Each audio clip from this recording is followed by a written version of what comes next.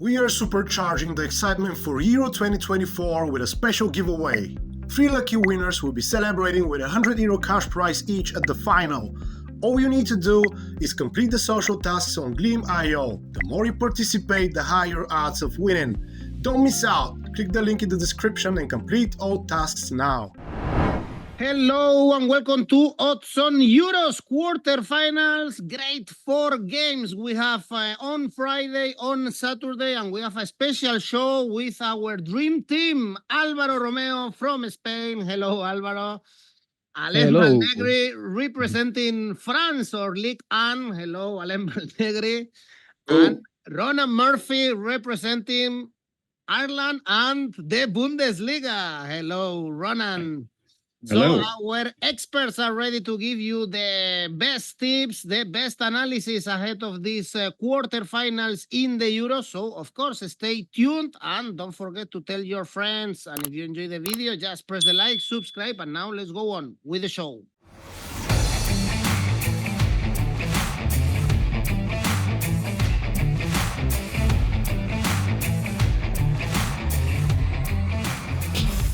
First game is Spain-Germany on Friday, 6 p.m. Stuttgart.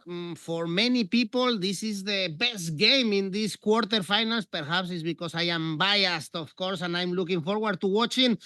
Spain was brilliant again against Georgia, despite conceding the first goal. Lamine Yamal, Nico Williams, especially shining also in the midfield. Rodri and Fabian Ruiz. So the team is really optimistic to face Germany, a team that give us good memories, Álvaro, but also histories against Spain when they played the host of a tournament. They've never beaten a host of a tournament, even scored a goal. Give me reasons to be optimistic, Álvaro. Yes, and automatically I remember Russia in 2018. Do you remember? Spain couldn't beat them and they lost in the penalty shootout. Yeah. Well, I'm going to give you a reason to believe. Plain and simple. I believe that Spain has been the best side of the tournament. They are playing, though, a very good candidate to be the second best to date. But, you know, Spain against Georgia, they dominated. And they dominated with the purpose of scoring, which is the La Fuente trademark. They created an enormous amount of chances. They suffocated the opponents, chance after chance. They had variety, crosses, dribbles, Pedri activating the incoming midfielders, and Morata in between the lines, Rodri pushing high up, scoring. Spain had everything. Tempo, belief, and the belief manifested itself, especially when Georgia scored the first goal, because Spain didn't panic. Spain kept on playing their style. And maybe they have the best player of the tournament so far, my boy, Nico Williams. So I think that Spain has been very good. And I expect the game to change dynamics as it goes, because Germany has been capable of changing the game in the second half, bringing in new players. Germany resembles Spain a bit, not a lot, but a bit. They also play with the number 10. They also have great wingers. But whereas De La Fuente knows his preferred lineup, Nagelsmann has brought on changes in the personnel as the tournament went by, which is not a bad thing necessarily, but maybe a sign of wisdom. But I wonder if Florian Wirtz is going to play this time, or Leroy Sané. Then you've got the Mittelstadt and Brown. You've got 𝗀𝗏, who, in my opinion, can give more trouble, believe me, to the Lenormand and Laporte than Kai Havertz. But 𝗀𝗏, I don't think that he will be starting. And some unsung heroes, like, for example, Rudiger or Neuer, who have been having a terrific tournament. So, you know, there are so many storylines, and I'm looking forward to this game. I'm looking forward so much. I mean, I'm going to give you my first thought for the sake of betting here. It will be a draw no bet for Spain, 186. Well, if we go for the 1x2 market, it's so difficult, as we can see in the odds. Basically pays the same, all the outcomes. It could be a really long game. Ronan, we heard Lehmann, the German goalkeeper, saying that experience could pay told to Spain, and this is the strength of Germany, the experience of Gundogan, of Toni Kroos against novelty players like Jamal or Nico Williams. Would you agree with Lehmann? Yeah, I think experience always counts when you get to the later you go into tournaments. Experience counts, and like we've said already, Neuer, Rudiger, these are very experienced players with lots of medals under the belt at club and country level. So the kind of experience will shine through and will be an advantage for Germany. But tied into that experience, these players are slower and older, so they don't have the same sort of enthusiasm and dynamism that maybe the Spanish team have. But I like what Alvaro said about Nagelsmann coming on and making changes as the tournament has gone on. And I think if you look at the coaches that are left in the tournament, Germany, they mightn't be the best 11, but they probably have the best coach or manager of the team. So that gives them a great advantage against a team that I'm sure we all agree is the best team that we've seen so far at Euro 2024 in Spain. So this Spain team continues to be exciting. We continue to be excited by the young players. Lamine Yamal, obviously the first teenager since Ronaldo with multiple assists at a Euro. So he's just sparkling the competition, and it's great to see players breaking in like that. But I do wonder if Nagelsmann will continue with Leroy Sané, because at times he caused lots of problems in the last game. It provided something different, but I don't think we'll see Füllkrug from the start, but he can be a difference maker off the bench. He's obviously a huge player to come on and score goals. He's Germany's record goal scorer off the bench in World Cups and Euros. But Kai Havertz, I think he should get the start because he's so important for the way Germany play. He's got the most XG from German players. He's now Germany's third highest goal scorer in the European Championships. He only needs one more to level 𝗀𝗵𝗏𝗀𝗏𝗏 and Mario Gomez. So I think Kai Havertz and Niklas Füllkrug will both play a huge part in this match, and I could see Füllkrug coming off the bench. Anytime goal scorer for him is 4.10. Last goal scorer is 8.50. But I think I'm with Alvaro here. I think it could be a draw after 30 minutes. So I like to look at that. Draw after 90 minutes, which is 3.3. But I think this will be a high scoring match, and it's hard to separate the sides. So my overall bet here is both teams to score yes at 1.8. We are not seeing many goals in the Euro from match day 3 onwards. You expect a high scoring game. Actually, these are two of the most offensive teams in the tournament. It's going to be very interesting also, Alain, the midfield, because Spain wants to have the ball. They pressure really high when they lose the ball, and they want to have the control of the game. But also Germany with Kroos and Gundogan, they can control the game. And of course, Musiala can harm Spanish defense, playing as a number 10 with mobility, perhaps together with Wirtz. Yes, both teams are the best attack in the Euro. 10 goals for Germany, 9 for Spain. Now Germany, maybe against Switzerland, we don't saw the best version about Germany, and we saw some limit can have the team in front of a team with a high pressure, aggressive and organized. Spain do that better than Switzerland with more rhythm. I think the key of the game will be the midfield and the wing.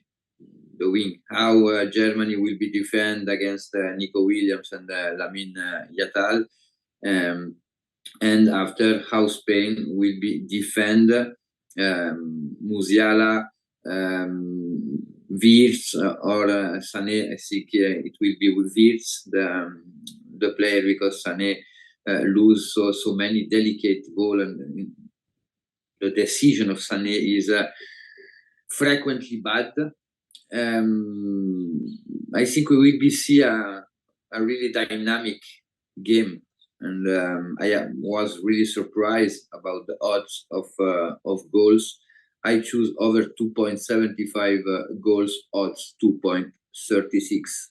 Because the bookies expect an under is 1.88. The over is 2.10. It's surprising to see the head-to-head between these two teams because, as I said, Germany brings Spanish people good memories because Spain beat Germany in the semifinals of the World Cup in 2010, in the final of the Euro 2008, but even recently they played in Qatar, was a 1-1 draw. Germany left the tournament in the group stages, and we have this surprising result in the Nations League in 2020, Spain 6, Germany 0. Álvaro, you have any other tips, any other key things about this game? Perhaps the weakest point of Spain, in my opinion, in these Euros, one, Morata is not clicking, is not scoring a lot. There is the question mark about Pedri or Dani Olmo.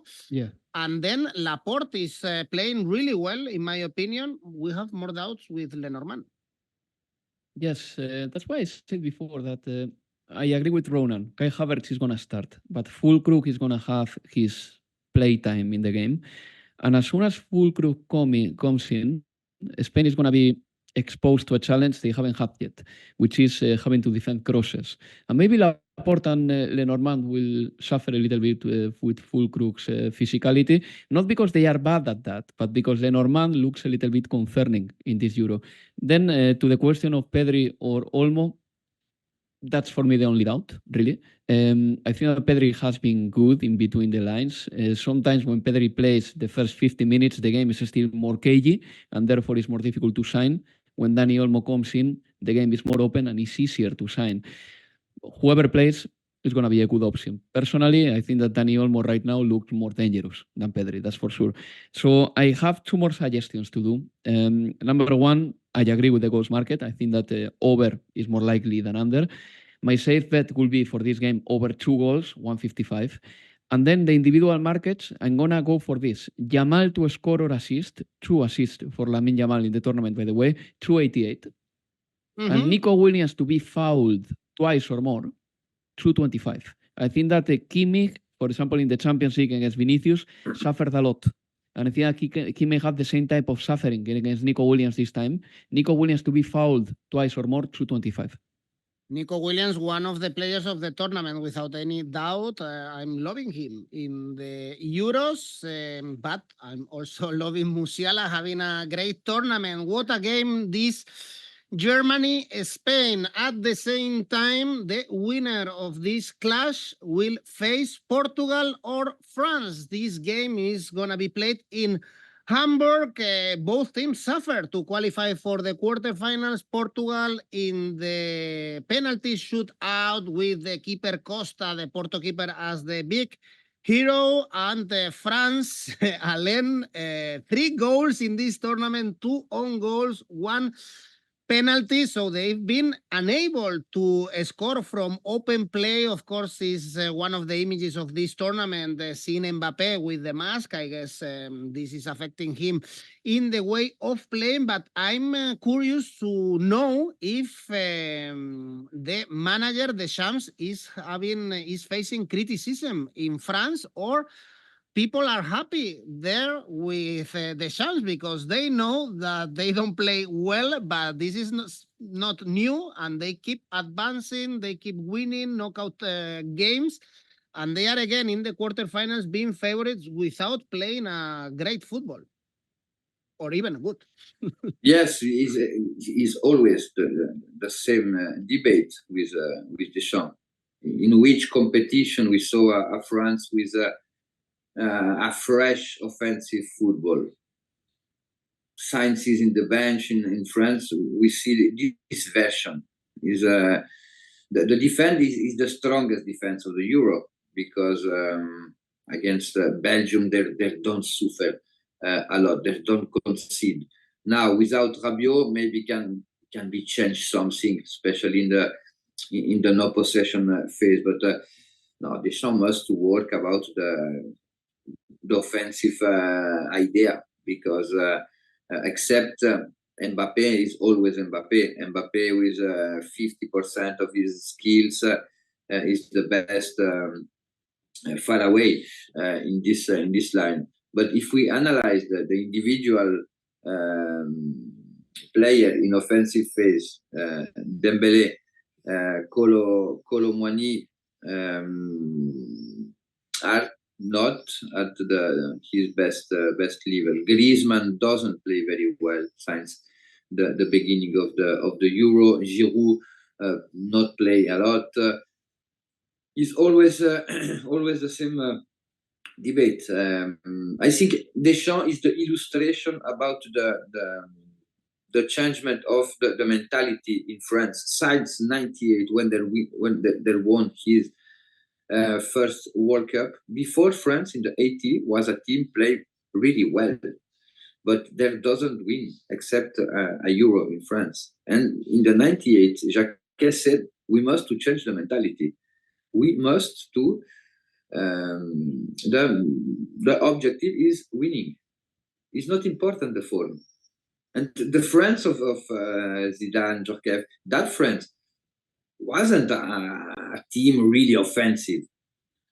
And since that, Deschamps is the most winning man in the French football, and he will not change nothing against Portugal. Portugal in 10 games since 1984, Portugal won only one game against France. It was the final in 2016 in the Euro. Portugal suffered France. Now France is the team with the biggest ability to win 1-0 a game. And Portugal have a problem in front of the goal because the game against Turkey is not a reference for me, because it was a day Portugal can running.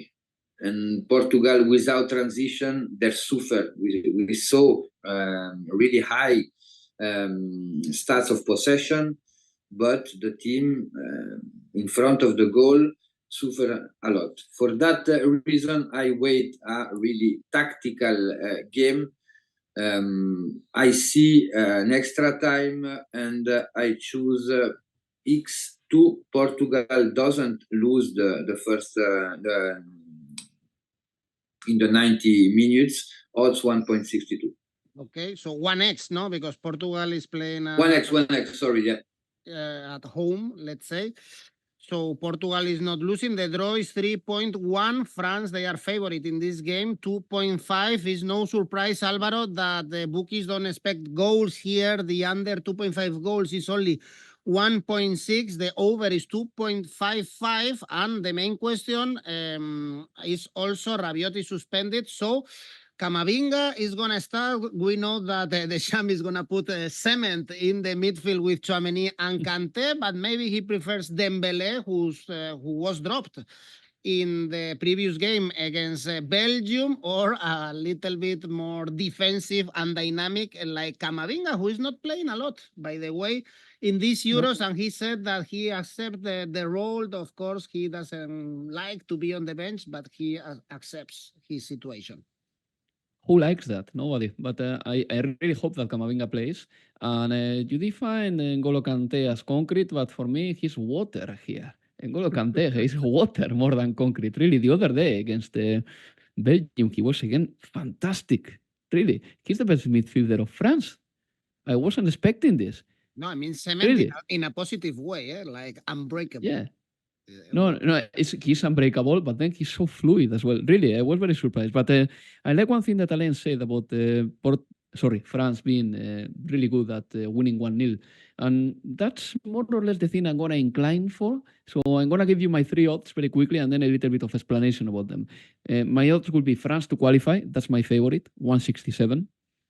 Asian handicap minus 0.25 for France, 206, yes. Or a clean sheet for France, because I believe what Alain is saying. Clean sheet for France is 250. Look, after the game against Belgium, in which Belgium, by the way, was a disaster because Tedesco had a tactical setup that was clearly fallible.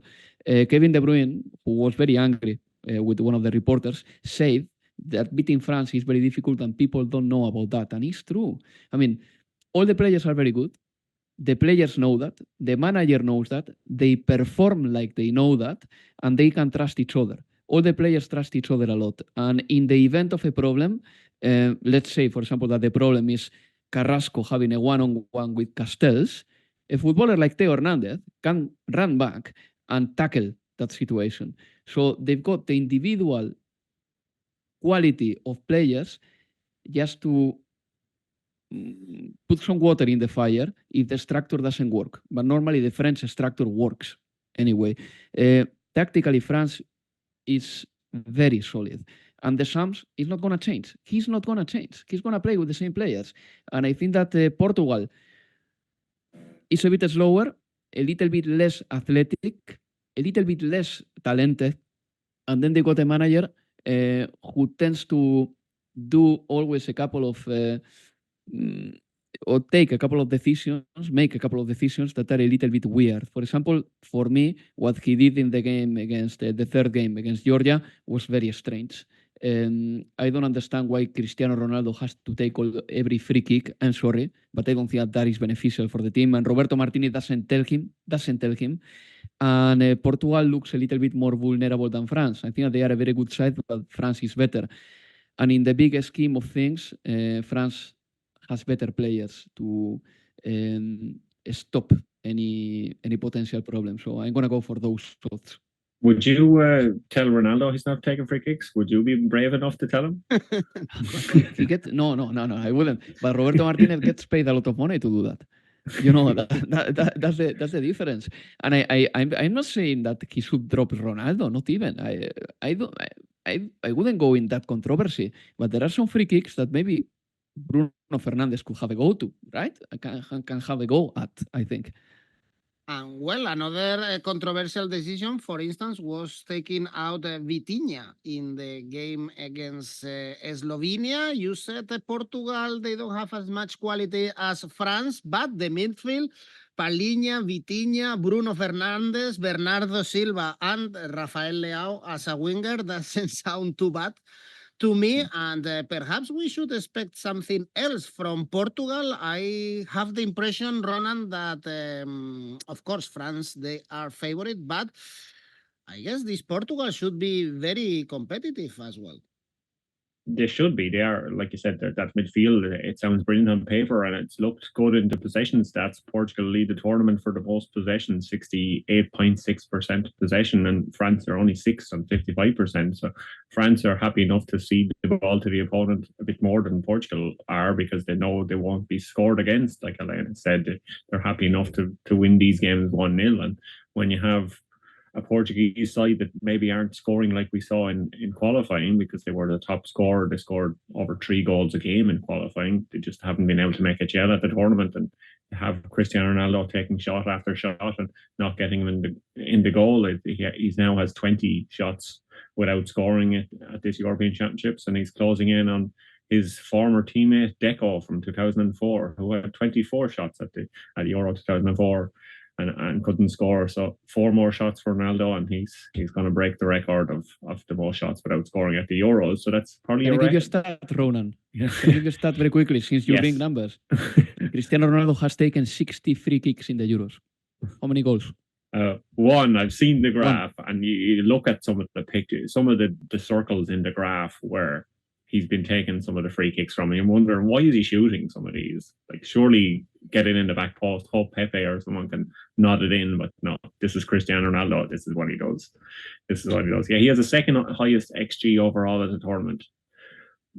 Like I said earlier, Kai Havertz is the top, but at least Kai Havertz has scored some goals at the Euros, but Ronaldo just hasn't. So I think that he has a point to prove, but will he be able to prove it after those emotional scenes we saw in the last game? It's going to be very difficult against probably the best defence and the best goalkeeper in the tournament.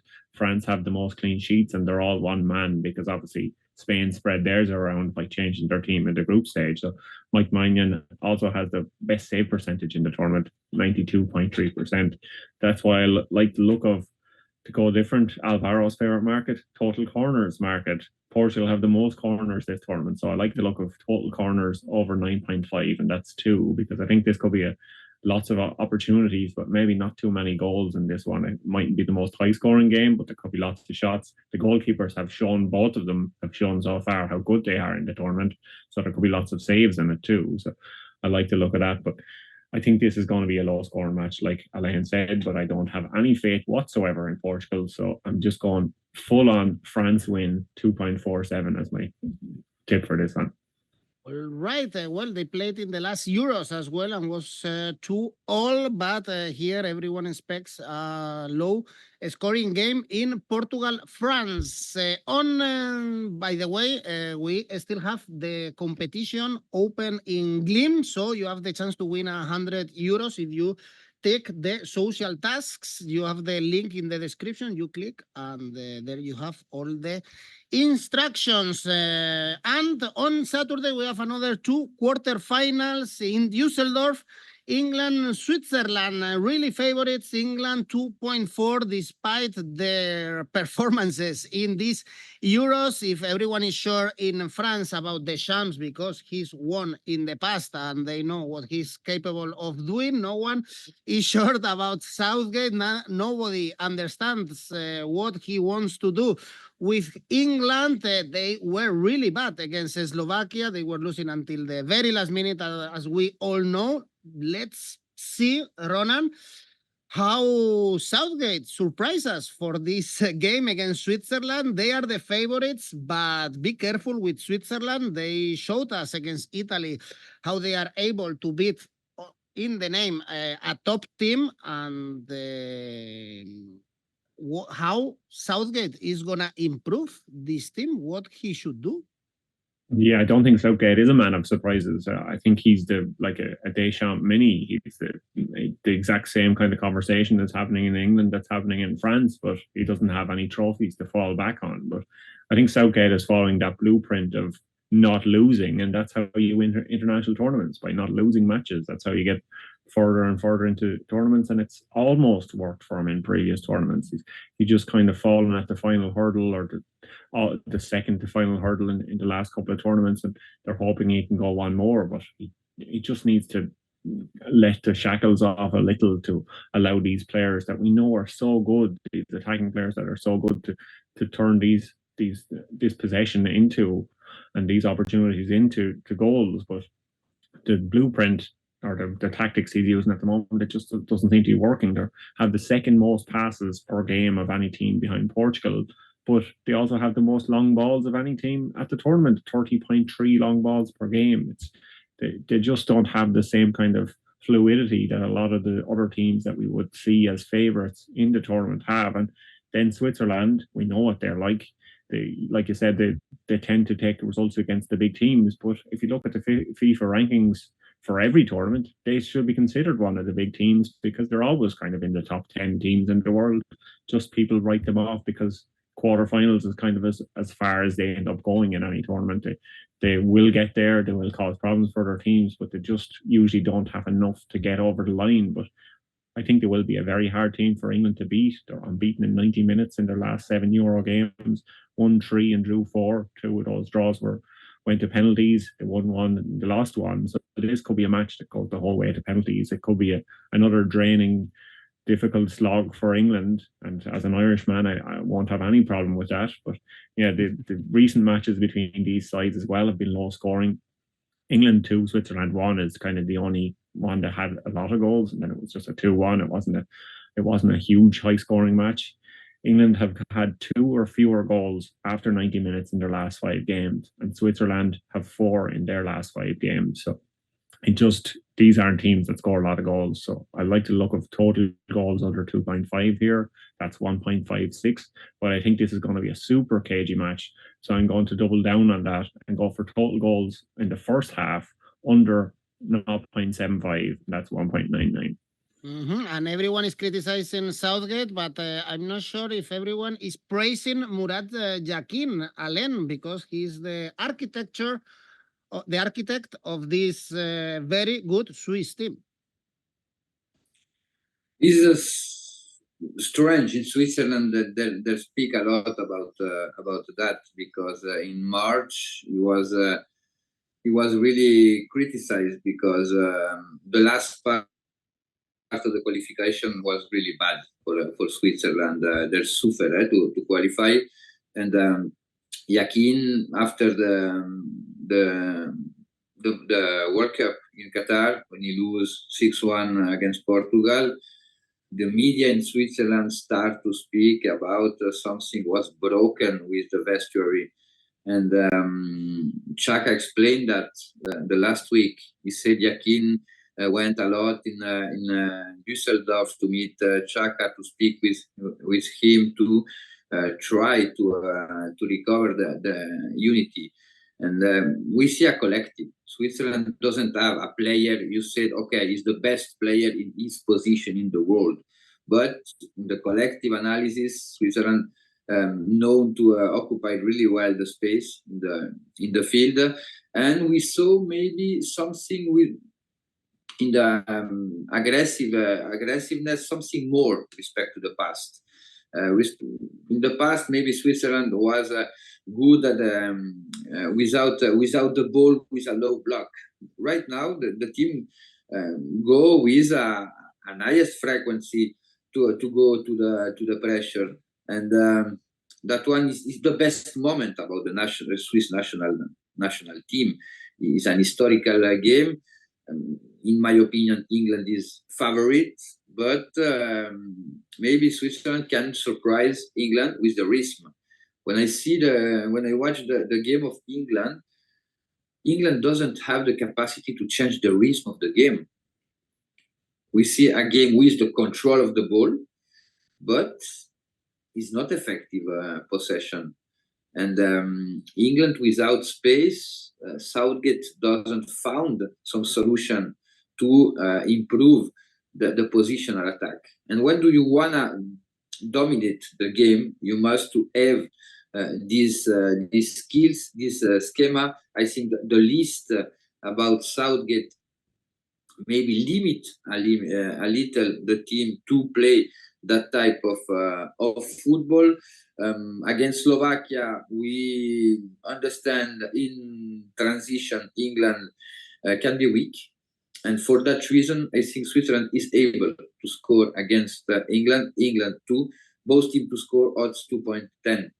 Well, the over in this game pays a lot because everyone expects a really low scoring game. So it's 2.68, the over 2.5 goals. And it also pays really well, Alvaro, if you back Switzerland somehow to win in 90 minutes, which I don't think is crazy at all for the Swiss team, is 4.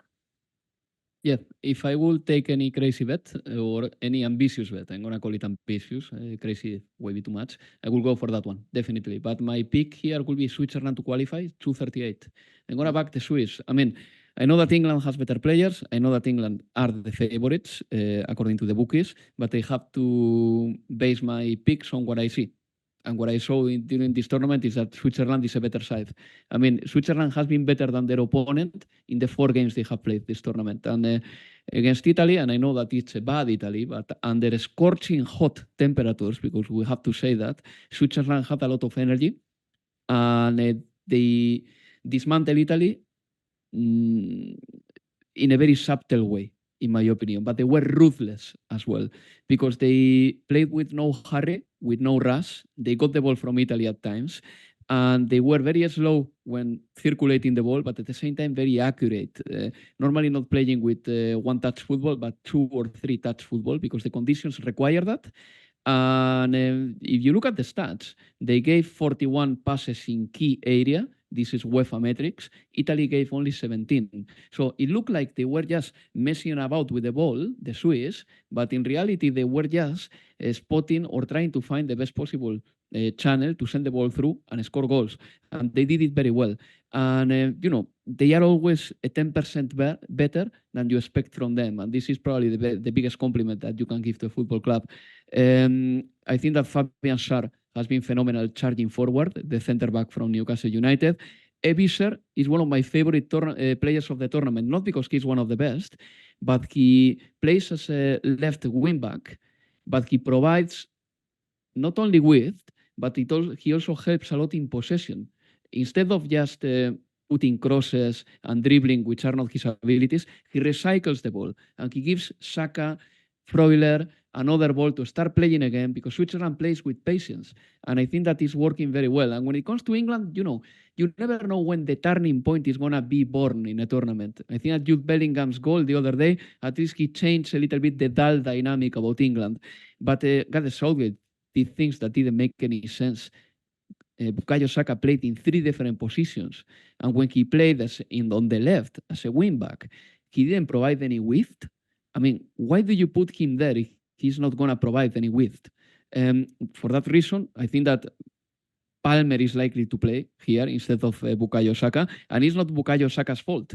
That's the worst thing, is that it's Southgate's fault for messing around a very good footballer. 𝐿𝐭𝐴 will be suspended, by the way.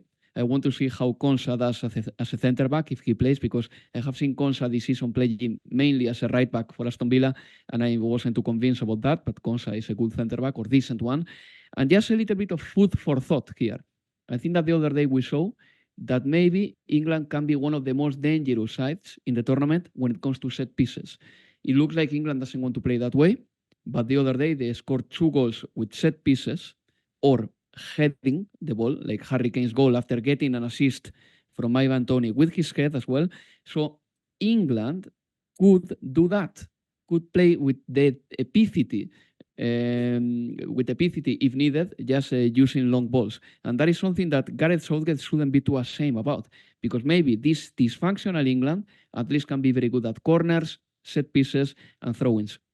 Well, Ivan Toney, he had a really good impact in the game when he came in the very late moments of the game, but he was good indeed. Well, England, they are favorites, but not that much, I must admit, against Switzerland. In the other quarterfinals, Netherlands, Turkey. Here, Netherlands are so favorites. 1.7 to win. Turkey, 6.2. This game is going to be played in Berlin, and these teams met in 2021, for instance, in the road to the World Cup, and Turkey won in home soil 4-2, Netherlands 6-1. So 2 really high-scoring games. Turkey, Alain, you know a lot about Turkish football. They are the super underdogs for these quarterfinals, the biggest surprises of the tournament, and they did it against Austria without the star Çalhanoğlu, with Demiral as a hero, and also the goalkeeper, we must admit, but I guess not the most optimistic Turkish would expect to have his national team in the quarterfinals of these Euros. Montella changed a lot of things. Probably they have the best generation in Turkey right now.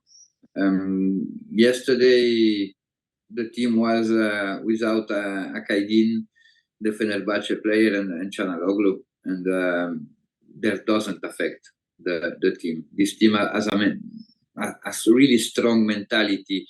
Their beat yesterday, the only team beat Holland in this tournament, Austria, and we can imagine a similar game like Holland-Austria was one of the most exciting game in the first part of this Euro. Now Holland yesterday, I think that sent a message, especially in the positional attack. It's true, Romania was not in his best day, but yesterday I saw the best version about Holland. There can be a repeat that type of game in the content is the question. But right now I think Koeman found his midfield. It's important to remember Holland is without De Roon, without Koopmeiners, and without De Jong. This was the midfield of Koeman for this Euro, and he must do cooking to create to found his midfield. The game of yesterday of Xavi Simons, why was brilliant, is the role about the offensive midfield need Holland, the position of Bergwijn more to the goal in the center way. was really good. Dumfries do a very good game. Now, Turkey, which version about Turkey we will be see? Because in the the group phase, we see an anarchic team, a really play with a risk really high, start with passion, with high risk in the first 15 minutes, and after in defensive phase they concede something. Yesterday they do a really good second half with a low block, waiting Austria.